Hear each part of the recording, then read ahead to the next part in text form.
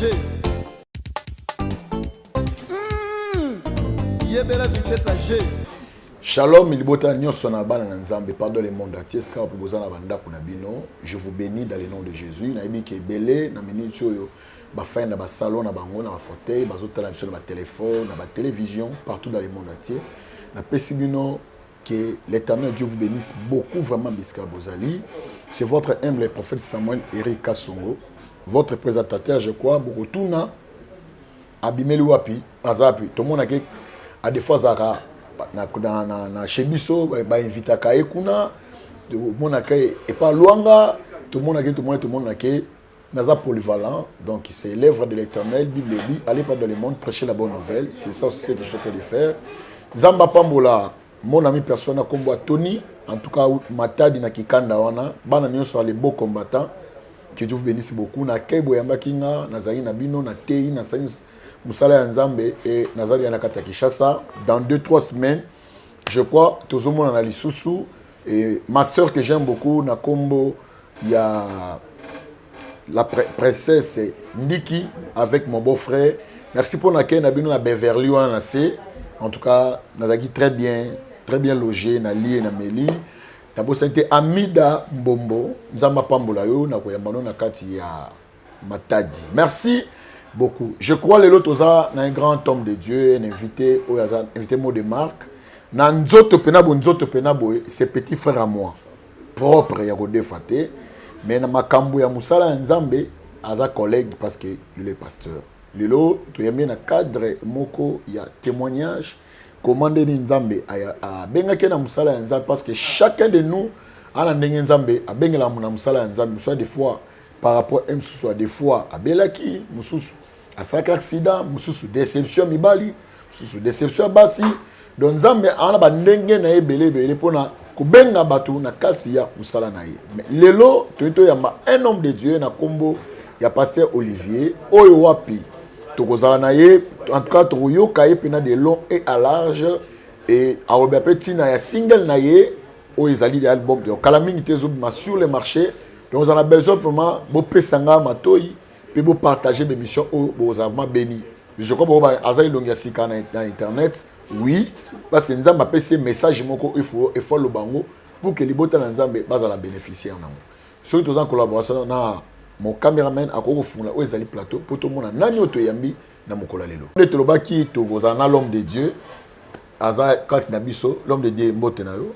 Oui, shalom bien-aimé. Boni. Nazali bien na ngolu ya Nzambe. Bat baza besoin mon ndeyo ngai na mona ko déjà donc yo faut otala kuna. OK. Je crois Zamba liboso o lekana chaîne Nabiso toli kam toye ba kombo na yo normal et puis na ministère nini oza ko s'exercer. Oui, bien-aimé, kombo na ngai ezali pasteur Olivier Sambiako. Nazali pasteur na église assemblée chrétienne des adorateurs de Dieu. Et on est là, on est appelé dans le ministère et la restauration. Donc c'est ça vraiment mon appel et le but de ma mission à Sénamoui. Pasteur Olivier nani? Sambiakou. Sambiakou. Pourquoi Sambiakou? Sambiakou ezali kombo ya papa. OK. Ezali kombo ya papa. Et je crois bien kombo nyo sezaka na signification. C'est ça, y en a tout ni pourquoi Sambiakou. Ah, donc kombo c'est en signification nango. Et comme on est dans la signification pe oyo nde ba kombo nyo sezala nango, mais je voulais conserver ce nom par rapport à l'identité oyo. Papa a fait la dans la famille pour valoriser yepé en tant que père biologique. Et puis parce que eza kombo nangai donc malgré signification nango donc jamais qu'on nier kombo wana à la vie de tout le monde. Voilà, c'est mon identité. OK, je crois il est vraiment très sage, même on y même expression à parler, il ne voulait pas qu'on dévoile ça. Ozali définition à combo Sambiakou à lui, les identité naïe, il voulait pas bon. On les a à vie naïe là, on pouvait plus encore kokota pourquoi je crois aux l'essentiel, les pasteur Olivier est là parmi nous. Tu es encore trop jeune mais tu es pasteur.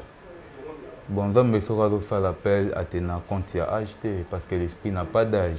Le mien serait que au accepter des appels ou mission on a on pesio ya kosala etinda na ye ya kosala oyo ezali volonté na ye na babit précis oyo atie kati na yo. Il y a une réponse, moi, tu es en train de dire qu'il faut qu'on accepte. Il faut qu'on accepte Tinda Naye. Est-ce que qu'on accepte Tinda Naye, c'est qui est le mot facile à qu'on dit mango et mbalamoa kubanda ou soit il y avait même moi acrobacito, vous avez pas moi doute, na yebi place na okende là, na yebi place na okende. C'est mais qu'est-ce que expliquer biso? Bon, d'abord quoi accepter Tinda Nzambe, ça n'a pas été facile. Ça n'a pas été facile. Et bandi na 2000 ans voilà. Na papa utaki poto ayaki ayaka na objectif ya kozwanga poto kende na poto. Mais makambo ngai marchaka te na luka penza na yeba raison pour nani makambo ngai marchaka te. Et ça là que na kota ba prière na kota pena jeûne à sec. Jeûne à sec il y a 3 jours pour na poto. À l'époque na banda komona à l'époque nanda komona poto lokola paradis. Okay. On anda dans la conception moko pena que poto paradis et papa nanga bien que na conserver kombo ya sambia kuna ba moindre détail mais nanda komona lokola nzambe. Okay. Donc poto lokola paradis mais papa lokola nzambe. D'accord. Et ça là que na kota pena jeûne à 3 jours il y a sec. Na jeûne wana c'est parmi les plus beaux jeûnes na sala. Pour na melata maïté même toilette nanda ko éviter aucune toilette pour na conserver peneta ya jeune wana bien. Et na moment ya jour asuka ndetala ke kokoma requête na yo na kotisi requête na ngepa ya pasteur na bazo benga batu. Je crois bien c'est mon père spirituel pasteur Pierre Kapia na bazo benga batu ngape ba bengi nga tour na ngekomi na bazo sala prière tendance ya pasteur ndezalaka il faut kuya kaka ndezalaka.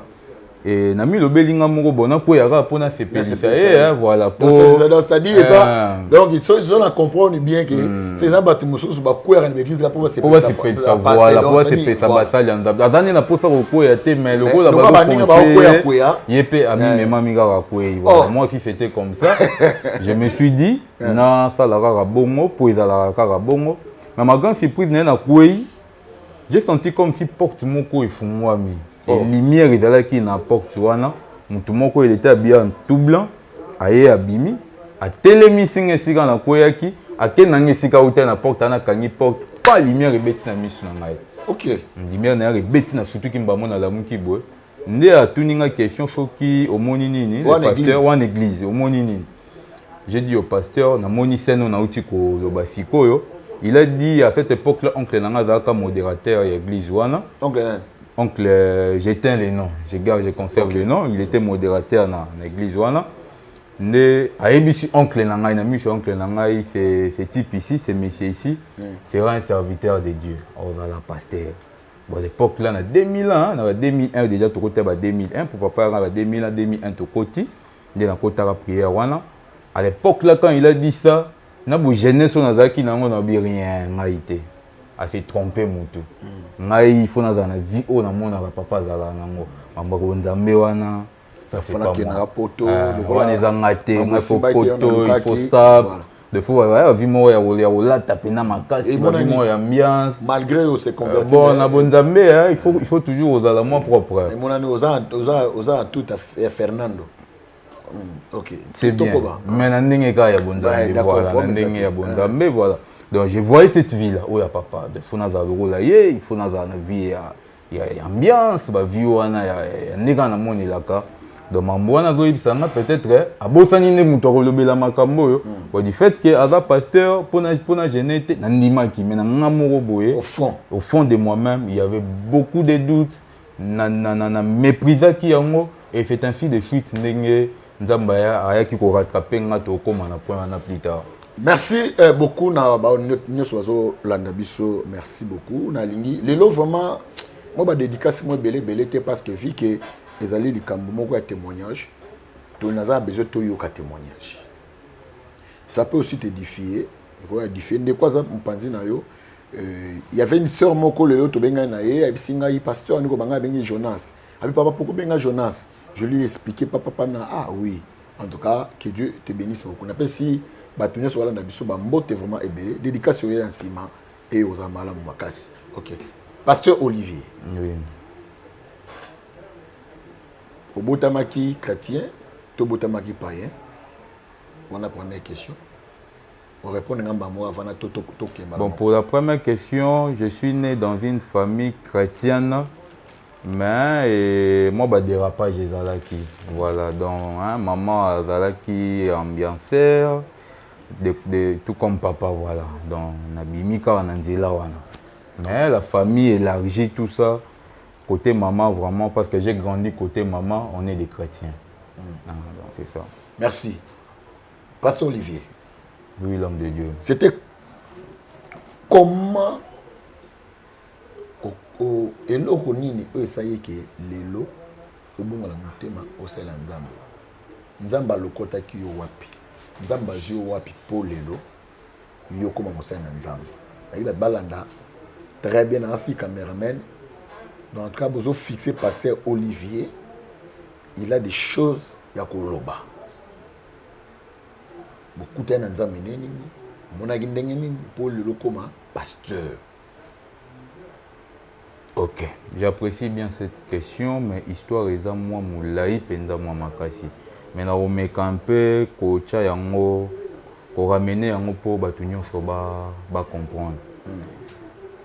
Donc na uta koloba dès le départ moi dérapage na famille ezala ki côté maman tout comme côté papa parce que je suis né na famille oyo papa nde na yebishi yo na nde ko apprécier ko dans la vie na ye na cadre ya ambiance kaka voilà et na uti kobeta lisolo ya vision o na monaki na église ya retraite na kotaki et c'est après retraite wana il y a eu cet encadrement ya pasteur qui a voulu m'encadrer aluka qui a encadré ngai pour que akomisa ngai na objectif wana ya kokoma mosali na ye et chemin faisant akomai ko soumettre nga pe moi ba tâche na église et koshimba ekodime kosala boye vu que j'avais peur ya kosala nzambe po eko détruire l'ambition na ngai eko détruire l'objectif na ngai il fallait que na quitter église wana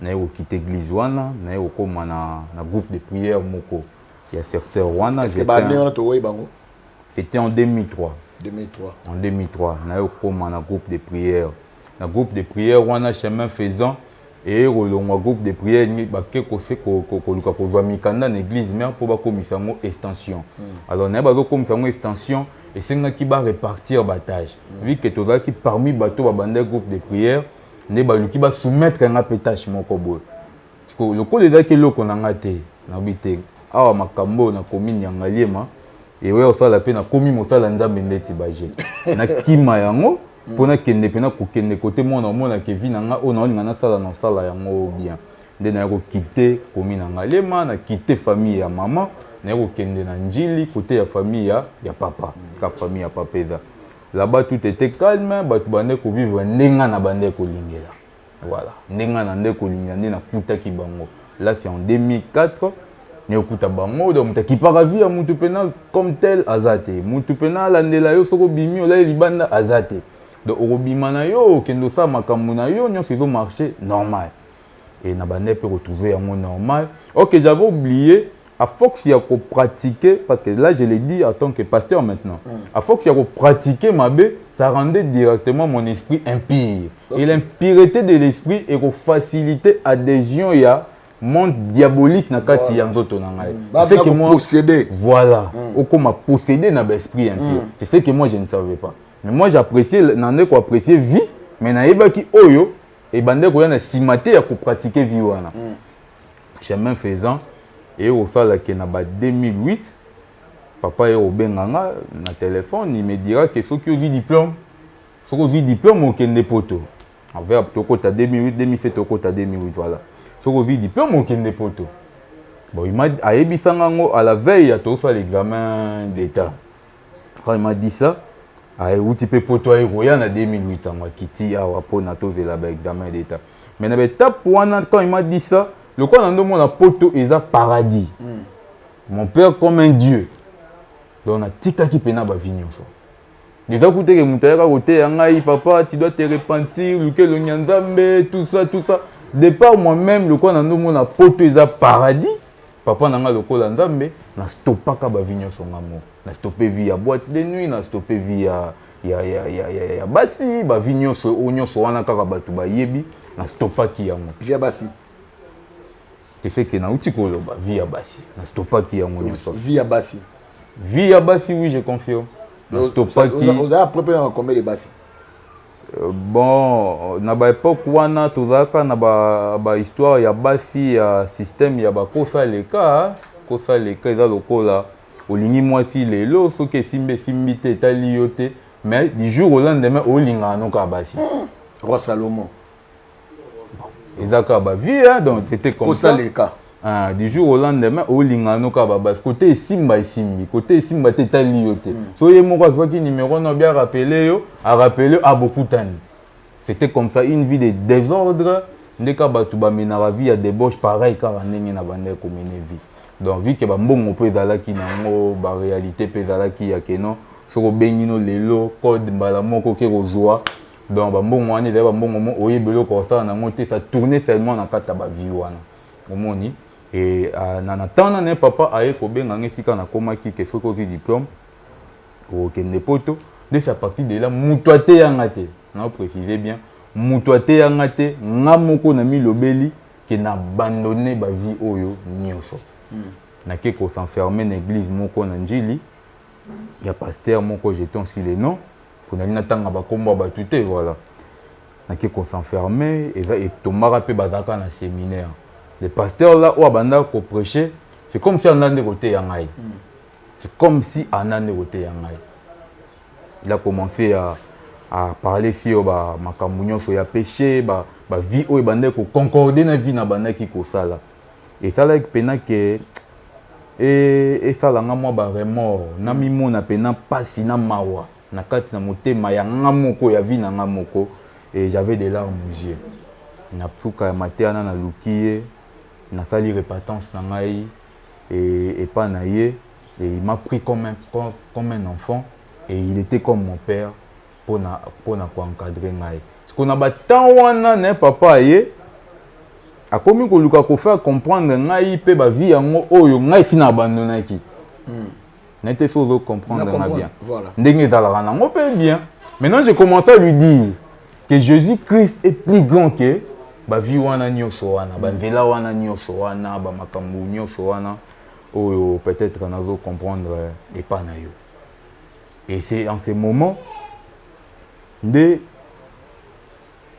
et Salaman n'a pas raté par révélation nde nakomi kozwa ba message ya ko comprendre siko famille bien dans le sens pénal ya ba système spirituel qui ezaboye et Dieu a commencé à me révéler ba biloko mususu oyo ezaki na kata famille o na yebaki te o ezaki déjà préparé pour na ngai. Vous savez nous on est de Bakongo Bakongo vivara na ba système moko oyo to bengi bakodia. Voilà donc ba biso oyo to loba na yo on était aussi prédestiné ya ko simba ba biloko wana. Ya ko simba ba biloko wana. Et vu que réalité déjà comment est que naza déjà na côté ya Nzambe. Et ba fox wana o esengaki e agir sur ngai ezomona entrété ne ba ko beta prise ya suka ya bango ya ko projeter ngai folie. Oh voilà, il a projeté ngai folie. Ah, j'ai la émission est bonne. Vie on a ça dit bon bazana problème ya famille zaki que il fallait qu'il ose la remplacer par aussi manzungu le la kodia. Voilà. N'habitez pas papa vous mon liboso. Naza toujours aîné tisiko. Et pas papa. En fait Naza toujours aîné mais espérons Nzamba pesa et moi. Ça dit en quelque sorte surtout là en c'est que aux affiches en quelque sorte. Donc ça mon moko ya en quelque sorte. Voilà. Et c'est quoi famille o bana ko kabasi misoko dia ko zaka mona boso. Papa na famille mongo aziamo na liboso to azali papa wana ko simba famille. Papa azali avant dernier il y a famille. Mais papa ye mutu azalaki pena na charge ya famille ande bande ko mona na ko baza. Non, mon père aujourd'hui a fait la locola ngai. Oh, aujourd'hui a fait la locola ngai. Non, on est dans tout le kaka voilà, mais si kana to koma voilà. To koma, OK. Le papa me donnait aussi la famille. En quelque sorte, ceux qui a un problème dans la famille, il y a un problème. Et là, on dit aussi constant que dans ta famille, na biso a toi na code la bête là quoi solo, ba fan ça on a butu. Ça, c'est une très bonne question. Voilà. Donc, tout ça, j'ai compris ça par révélation. Par révélation. Par révélation. J'ai compris. La prière. Dans la prière, j'ai compris ça. Qu'il y a ça, il y a ça, il y a ça. Et non seulement en comprendre, je me suis vu aussi par la révélation et Sikani Nazalaki. Oh. Voilà. Donc, ça aussi, c'est une autre chose, mais tout le temps, il développer. Voilà. En tout cas, il y a vraiment des points très, très, très capitaux. Et dans pour vraiment tout le témoignage oyo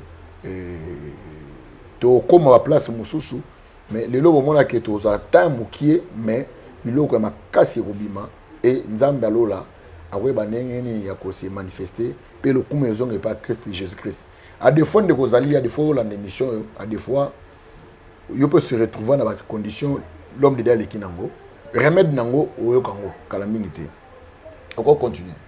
Voilà, donc tout ça, j'ai compris Moana par révélation.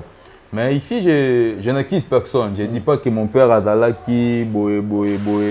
Mais à comprendre, à niveau à comprendre, parce que mon père restait toujours mon père, et peu importe la réalité spirituelle, vie à koki kozala na yango, mais il faudrait toujours savoir que les sons nango donc c'est vraiment ça la réalité. Donc lorsque j'ai compris ça et vu que déjà on a niveau ya corps na appliqué qui déjà certains péchés et rendait qui esprit nanga impie batu ya misu 4 nde bande komona kolekanga mutu ya misu mibale nde omoni loko wana prise ezala quitté parce que lorsque déjà quelqu'un mutu azali déjà adapté dans la réalité, peut-être qu'il y a ça, or ça, le contraire, il y a réalité. Donc, quelque sorte, dans le rôle, il est préparé pour ça, la makambo, il a un côté la té. Il faut ça que le et bébaraka, dans bébaka. Et bébaka. Nous avons une réalité et ça, là, qui est, bois qui est folie. Donc, surménage on a koutana na mon avis et ça là surménage te ya bateau bazo kende na téléma parce qu'il y a deux types de surménage il y a muto azo kende na téléma na surménage o ba boaki na ndenga monde molili ya ngai ezaki ya monde molili parce que beaucoup de gens se disent azonga pena normal aza pena normal mais ba tout so ba bimi ba bisika mo neti ba téléma ba nini tout ça.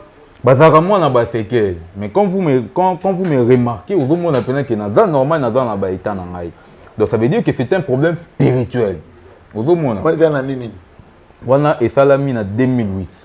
Et ça l'a mis en 2008. On n'a pas passé à zone de Apoto. Azalaki awa na Kinshasa. Azalaki awa na Kinshasa. Suksi eloko wana eyebani na eyebanate.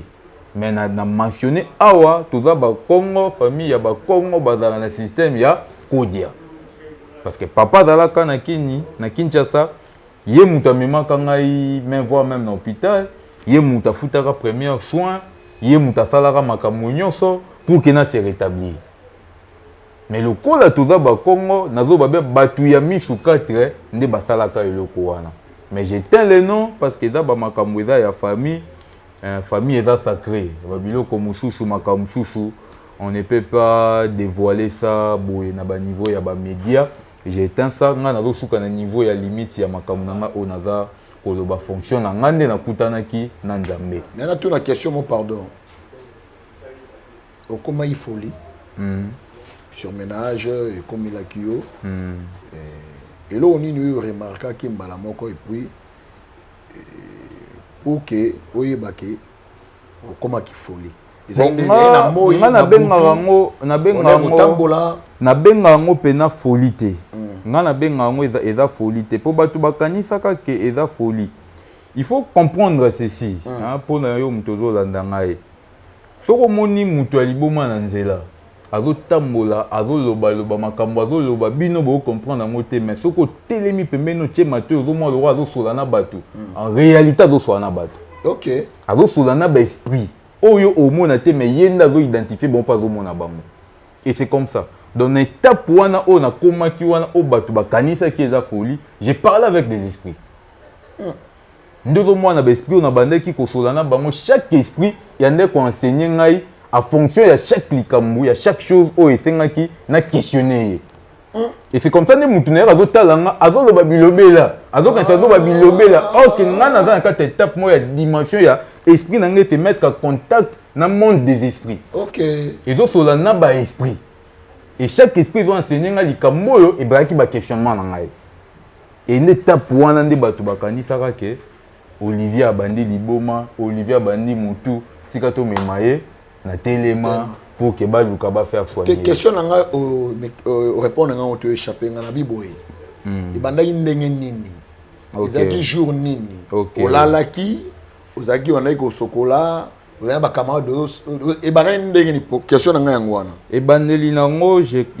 j'ai commencé à chercher à actualiser famille. Il y a comprendre la vie au moins na bande kolinga.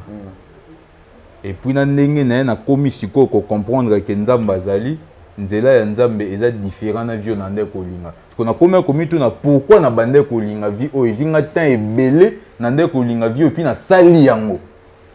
Qu'est-ce qui a fait que na comme na niveau ya olingelo ko na sali yango tabe même qu'il y avait ça devant moi. On a ndeko kima donc nzela ya nzambe. Nde omoni ya fox siko ya koluka ko comprendre ba système ya famille ne na uti koloba hein mais comment il y a za la raboy mais comment il y a fonctionné la raboy comment il kambo ça maboy mais comment même to na bana ko mona il kambo eza bien pe na sali na comment comprendre que ça mabe mais comment il y a ça la ngo gatilelo vous devez comprendre comment il y a ça la ngo gatilelo c'est à partir de là nde siko e bande ko ça que esprit na ngai et ça la neti ebima na corps na ngai ce qu'on appelle voyage astral l'esprit comme bima siko na ndoto na yo. En même temps, côté Moussouchou, il y avait ce qu'on appelle les combats. Évidemment, côté Moussouchou, déjà, les gens s'arrangeaient pour combattre directement pour ça, on va la neutraliser. Moi, je voyais le phénomène Moussouchou. Le phénomène tout peut bander côté la coulisses ou peut-être que l'on a découvert sur my mon avis. Parce que biso toza bajar ya batu oyo, ceux qui te tiki sous, tu es bi auto kuta na mon nzela. Vraiment. Ah, donc, tu as genre ya nature ya baltou wana. Sauf que tu tiki yesu, oyo de la bicho, tu yebi yango na mitu. Et là tu que tu luka to comprendre ngo soki zande tu yebi yango déjà. Je suis de cette nature ya mutu wana. Je crois qu'il a répondu à la question na yo. Oui. Voilà. OK, merci beaucoup, très cher abonné, je crois Tozo Koba. Moi quelques questions moi moké. Bongo parce que tu as la deuxième étape pour Toro Lobela. Tant que Betio, folie, comme la surménage, banda au Kango Bachen, mais comme tu as par contre pendant moi 5 à 6 minutes. Oui, oui. Moutounio, na état normal, on a fandi. Na état normal, on a fandi, ça veut dire Moutounio, on connaît les comportements humains. Donc, nous sommes ceux qui ont zaboué, na nenge nature état molaka, il y a toutes choses et c'est harmonisé entre eux. Mais quand tu fais des choses bizarres, Moutounio se quoi interpeller conscience nae. C'est sûr Moutou a normalité. Des fois on va le maîtriser. Oui, j'ai passé dans l'étape pour un nyonso. Ya rozuka non ba maîtriser ngai. Pour maîtriser dans les. Donc ça veut dire que ba chayo pe na ba chaîne, ba luka ba comprendre qu'est-ce qui se passe et le niveau lobisa yé parce que ba ta mi balé bande ko comprendre té. Au moni nga peut-être misu moko bande ko fumwama et pousser nga na sala ba makambo na ndeko sala mais ba ta misu 4 bande ko comprendre wana nazo préciser ngo peut-être kolobela ka yango ba tu as misu 4 bande ko comprendre nous mona parce que nous vivons dans un monde des esprits ngai peut-être na ndeko comprendre o kaka na comprendre wana botika ngai bokanga ngate pourquoi botala nga boye mais op et ça la que na la connecter na bango ba comprendre yango te nga moka ndem nazo gérer des mondes wana monde physique na monde spirituel ya makambo nazo expérimenter. Donc c'était un peu ça. Donc réalité aba maman qui passe que là et ça la melinga lorsque e betinga koto ba mali ki bazwa kanga en charge, je crois bien. Réalité na bango et ça le moment bazo comprendre ngo bien té.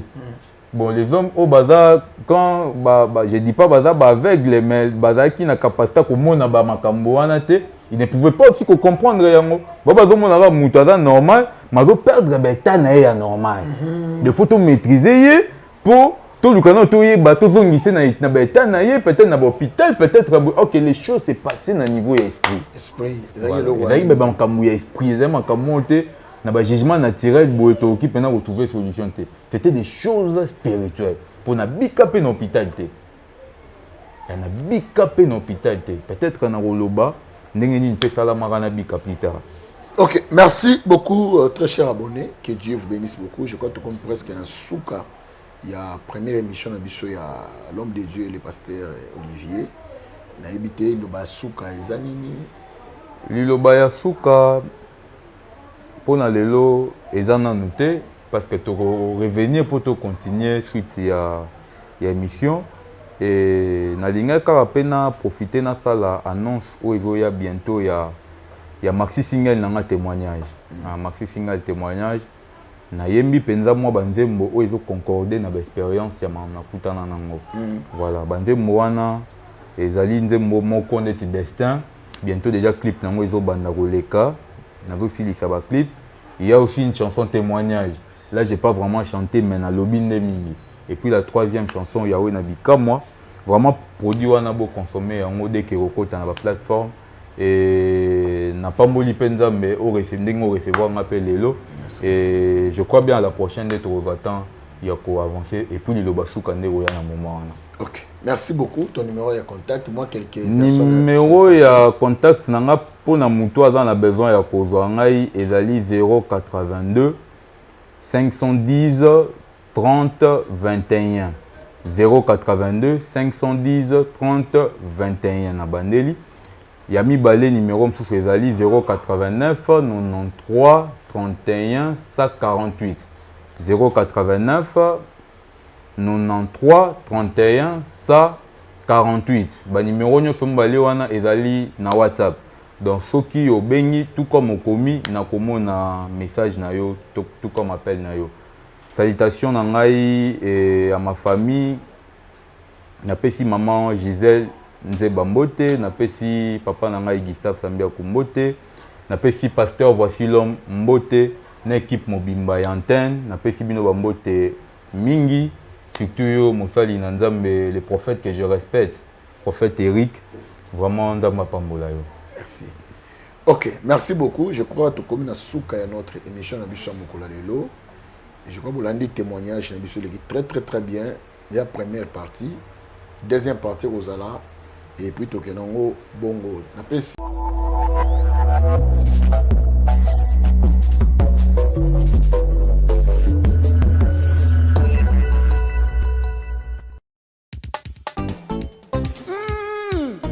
Yébé la vitesse à G. Yébé la vitesse à G.